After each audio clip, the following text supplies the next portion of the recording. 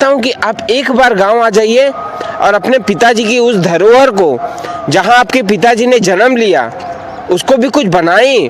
वहां भी टूर लगा रहा हूं, लेकिन एक प्रार्थना कर रहा हूं गांव का लड़का होने के नाते, जिस तरीके से आप अयोध्या में जमीन पे जमीन, जमीन पे जमीन, जमीन पे जमीन खरीदे जा रहे हो, बगल में आपके गांव है, आपका पिताजी का उस जन्म स्थान है जहां पर आपके पिताजी ने अपना बचपन बिताया, तो देश जानना चाहेगी ना। बिल्कुल बिल्कुल बिल्कुल, जहाँ पे उनका जन्म स्थान है उसको तो बचाना चाहिए ना। उनकी धरोहर है, उनके पिताजी का धरोहर है, वहाँ पे उनका पूर्वजों का धरोहर है, तो उसको तो अपने को बचा के रखना चाहिए।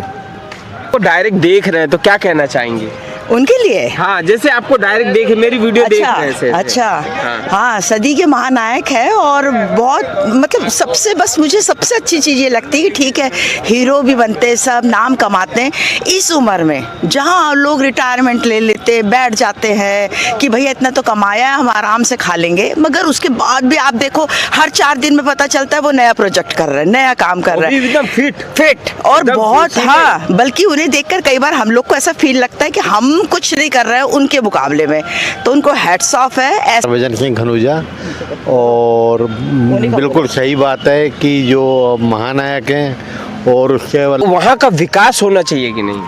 क्यों नहीं होना चाहिए, और उनके नाम से होना चाहिए, और वो इतने बड़े कवि है तो वहीं पे कवि सम्मेलन होना चाहिए, क्यों नहीं।